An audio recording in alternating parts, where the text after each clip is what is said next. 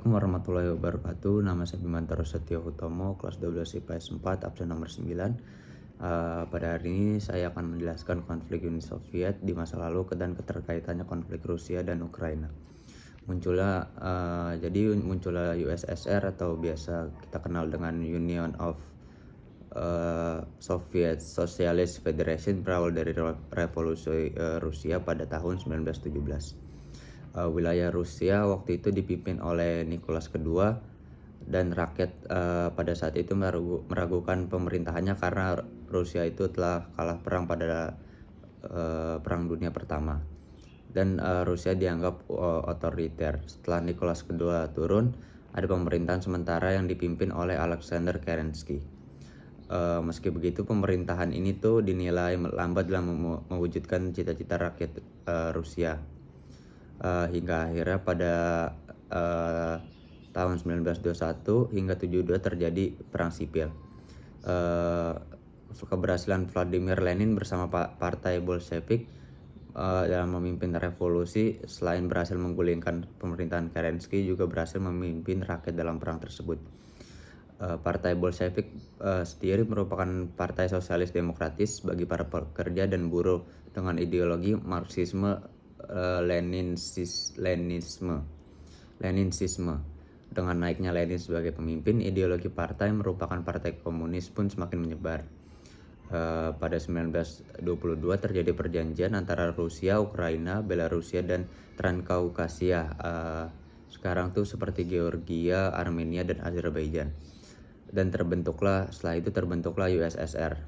Setelah Lenin, kepemimpinan pemerintah Lenin kemudian digantikan oleh Joseph Stalin yang melakukan kebijakan politik tirai besi.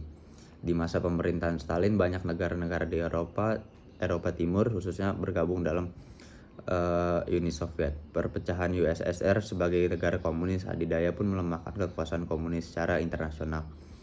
Hal itu sekaligus menandai berakhirnya perang antara USSR dan Amerika Serikat. Meski USSR telah tiada, menurut Ken Brenton dalam karyanya Anatomy of Revolution, keberadaan USSR adalah contoh keberhasilan ideologi Marxisme Leninisme yang diwujudkan menjadi negara.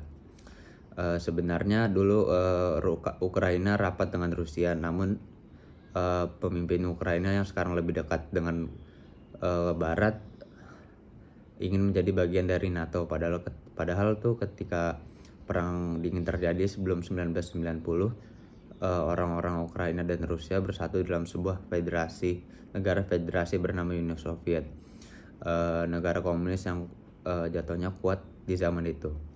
Uni Soviet setelah kalah dan Uni Soviet setelah Jerman kalah dan Perang Dunia Kedua selesai, memiliki pengaruh di belahan timur Eropa. Tak heran jika negara-negara di benua Eropa bagian timur juga menjadi negara-negara komunis. Pada tahun 1991, Uni Soviet dan Pakta Warsawa bubar. Di waktu yang sama, Ukraina memberikan suara untuk memerdekakan diri dari Uni Soviet dalam sebuah referendum. Presiden Rusia Boris Yeltsin pada tahun itu menyetujui hal tersebut. Selanjutnya Rusia, Ukraina, dan Belarusia membentuk Commonwealth of Independent States atau CIS. Namun perpecahan di situ pun terjadi. Ukraina menganggap bahwa CIS adalah upaya Rusia untuk mengendalikan negara-negara di bawah kekaisaran Rusia dan Uni Soviet. Pada Mei 1997, Rusia dan Ukraina menandatangani perjanjian persahabatan. Hal tersebut adalah upaya untuk menyelesaikan ketidaksepakatan. Rusia diizinkan untuk mempertahankan kepemilikan mayoritas kapal di armada Laut Hitam yang berbasis Crimea Ukraina.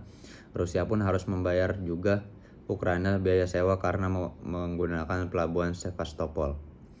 Hubungan Rusia dan Ukraina memanas lagi sejak 2014. Kala itu muncul revolusi menentang supremasi Rusia. Masa anti pemerintah berhasil melengsarkan presiden Ukraina yang pro Rusia, Viktor Yanukovych. Kerusuhan terjadi saat itu sebelum berdamai tahun 2015 dengan kesepakatan Minsk. Revolusi juga membuka keinginan Ukraina bergabung dengan Uni Eropa dan NATO. Ini mengutip Al Jazeera membuat Putin marah karena prospek berdirinya pangkalan NATO di sebelah perbatasannya. Hal ini juga didukung makin erat hubungan sejumlah negara Eropa Timur dengan NATO. Sebut saja Polandia dan negara-negara Balkan. Saat Yanukovych jatuh, Rusia menggunakan kekuasaan untuk mencaplok Crimea pada tahun 2014. Rusia juga mendukung separatis Ukraina Timur, yaitu Donetsk dan Luhansk, untuk menentang pemerintahan Ukraina. Mungkin segitu saja dari saya. Wassalamualaikum warahmatullahi wabarakatuh.